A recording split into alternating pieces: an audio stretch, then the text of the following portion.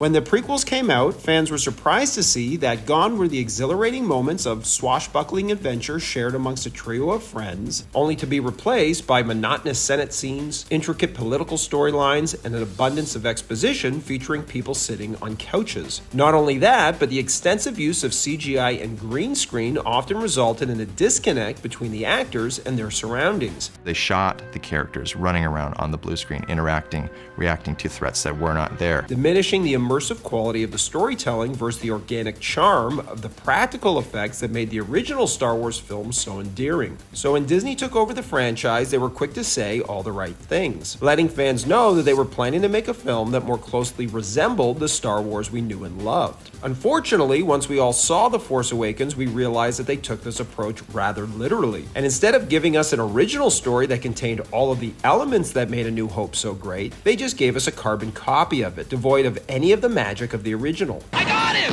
Great kid! Don't get cocky! And while The Force Awakens wasn't a terrible movie by any means, I think we can all agree that when you copy something great that already exists, you're bound to live in its shadow. So let's take a look back at the same key scenes from both movies to demonstrate why they work so much better in A New Hope and why they fell short in The Force Awakens. Unless you were fortunate enough to experience Star Wars in theaters back in 1977, it's difficult to explain the sheer awe that swept over audiences when they first beheld the breathtaking sight of a colossal Star Destroyer soaring above them. We had never seen anything like it, and because Star Wars was the first film to ship with Dolby's revolutionary new stereo sound, we were also treated to an auditory experience like no other. The ship's immense size, coupled with the thunderous rumble of its engines,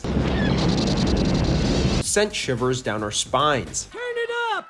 Turn it up! And in The Force Awakens, while the film opens with what looks like an even bigger ship eclipsing a moon, it's so far away that it doesn't really have the same visceral impact, which is a shame because The Force Awakens originally opened in a much better way. This version would have mirrored the opening to A New Hope, with a massive Star Destroyer flying overhead, only to reveal that it's decommissioned and being towed by barges who dump it into the atmosphere of Jakku. This is a fantastic opening that totally subverts our expectations and tells us everything we need to know. The Empire is no more, and its fleet of old Star Destroyers are being scrapped on this junk planet. This version of the film would have introduced us to Rey next, as she pillages the wreck for anything of value. J.J. Abrams, however, rejigged the opening so that it starts with a little more excitement and drama with the raid on the village, which I totally get. But in terms of opening shots, part of me wishes he would have stuck with this one. Both films open with almost identical set pieces. There's a raid by Imperial/First Order forces, leading one of our protagonists to conceal crucial plans within a droid who is able to escape the conflict.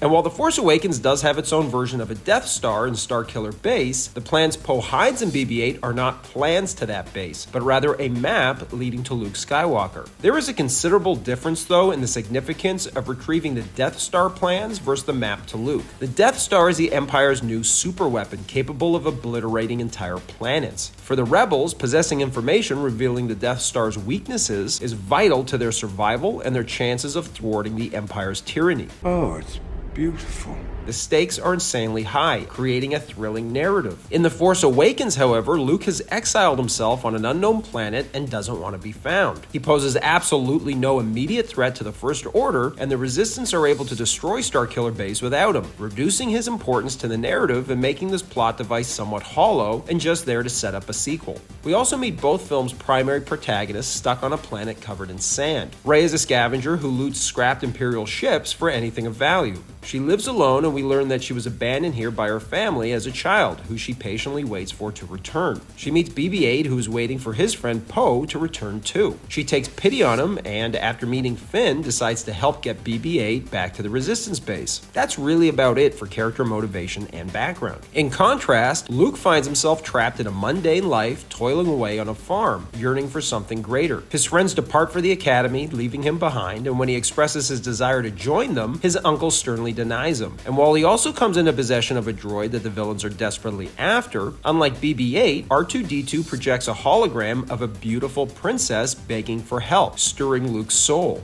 Who is she?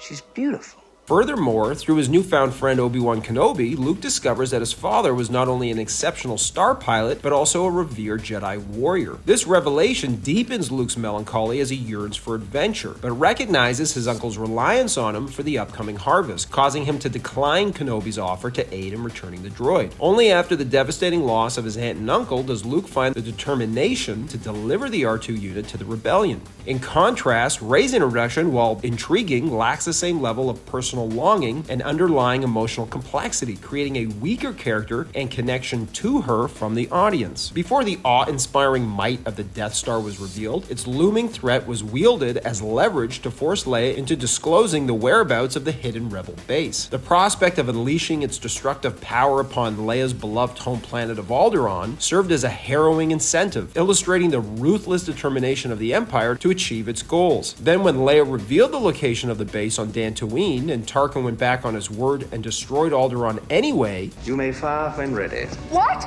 it not only made us hate the Empire that much more for their deceit, but the fact that Leia's family and heritage are tied to Alderaan made the destruction of the planet deeply personal to her and heart-wrenching for us to watch. On the other hand, the destruction caused by Starkiller Base lacks the same emotional investment, as our characters have no attachment and we have no knowledge of the planets it targets. The Cantina is one of the most iconic scenes in all of cinema, and in A New Hope, it serves as an immersive introduction to the diverse and colorful world of Star Wars, featuring a melting pot of exotic species. The scene is also filled with tension too, as characters with dubious motives interact and a looming threat of violence hangs in the air. As Luke steps into this alien environment, it's a true "we're not in Kansas anymore" moment for him, as this marks the beginning of Luke's adventure, propelling him into a larger universe and setting the stage for his heroic journey. Not to mention the charm of the song played by the band. The Cantina scene in The Force Awakens, however, feels like a rehashed imitation, falling short of the original and resulting in a scene that feels more like a nostalgic nod rather than a fresh and captivating experience. While both films feature the death of a mentor, I have to give credit where it's due, and in my opinion, this scene in The Force Awakens was well done, as it also highlighted Kylo's internal struggle between light and dark. The one thing that I will say about Obi-Wan's death in A New Hope, though, is the additional context it carries after seeing Return of the Jedi. As Obi-Wan glances to his left and sees the Skywalker twins reunited for the first time, he can't help but grin at the fulfillment of his mission and the hope he carries for the future. Plus, the choice to willingly give up his life to save his allies, while also transcending into the Force,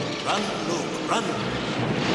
carries a profound spiritual weight. And while Han Solo's death is definitely a tragic moment too, it doesn't carry the same symbolic depth and profound connection to the broader themes of the Star Wars saga as Obi-Wan's sacrifice does. The Battle of Yavin is a masterclass in how to do a climax. The tension and suspense build remarkably as the Death Star ominously approaches Yavin, with the rebels racing against time to destroy it before it destroys them. The gradual escalation of danger and the impending sense of doom as the rebels fail to hit the exhaust port while the Empire knocks off their fighters one by one creates a palpable atmosphere that keeps the audience on the edge of their seats, leaving only Luke as the rebels' last hope. The destruction of the Death Star also represents the culmination of Luke's arc and a fulfillment of the film's central theme, as he embraces the power of the Force and trusts his instincts over relying solely on technology. Han Solo's arc also reaches its climax during the Death Star's destruction, as his decision to put his friends' lives above his own selfish interests demonstrates his growth from a self-centered smuggler All right.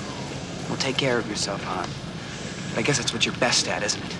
to a selfless hero. You're all clear, kid. Now let's blow this thing and go home. The climax to The Force Awakens, however, falls well short. Similar to Return of the Jedi, the Resistance deactivates a shield generator before Poe flies into Starkiller Base and blows it up, serving as a mere plot point without a significant thematic climax. The action is also split between that and a lightsaber duel between Finn and Rey versus Kylo. And while this duel does showcase Rey's growing connection to the Force, it lacks the same level of thematic resonance and emotional depth present in A New Hope, where Luke's use of the Force results in the destruction of the Death Star. Similar to Han Solo's arc, Finn probably has the best character arc in the entire film, going from running from the First Order for self-preservation to selflessness in a mission to save his friend. Then how do you know how to disable the shields? I don't. I'm just here to get Rey. It, however, lacks the exhilarating triumph of Han Solo's surprise return in just the nick of time when all seems lost. It's hard to deny that A New Hope is the superior film, and while The Force Awakens was good, it really felt more like a remake rather than a sequel, recycling the same scenes and plot points, but lacking the impact and emotional power that made the original unforgettable. Thanks for watching, everybody, and don't forget to like and subscribe.